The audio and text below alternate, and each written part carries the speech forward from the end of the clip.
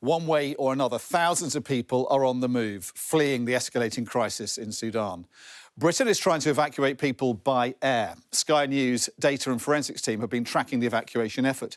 Shortly before 7 a.m. local time, a Lockheed Hercules left RAF Akrotiri in Cyprus. It landed nearly 4 hours later, just before 10 in the morning, at Wadi Sidna Air Base north of Khartoum. We know the aircraft was only on the tarmac for 28 minutes before taking off again. South of the airbase has seen some of the most intense fighting, so getting through is not easy for people trying to escape.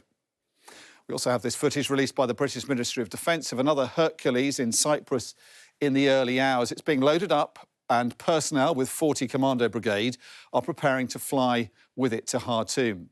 By sea, people are fleeing on passenger ships, making crossings from Port Sudan to Jeddah in Saudi Arabia. India's Foreign Ministry says 278 of its nationals have been evacuated on board the Indian naval warship, the INS Sumedha. The Indian government says it plans to evacuate 3,000 of its nationals from Sudan. But most people are fleeing by road. There are a few routes out of Khartoum. One is the big and long drive east to the port of Sudan.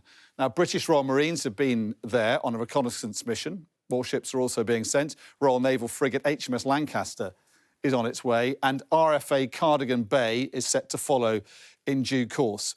Other ways out involve driving north, overland, on routes either side of the Nile, then crossing over into Egypt south of Abu Simbel at a number of points on the border. These are coaches at the Argene crossing lining up to get out of Sudan and into Egypt.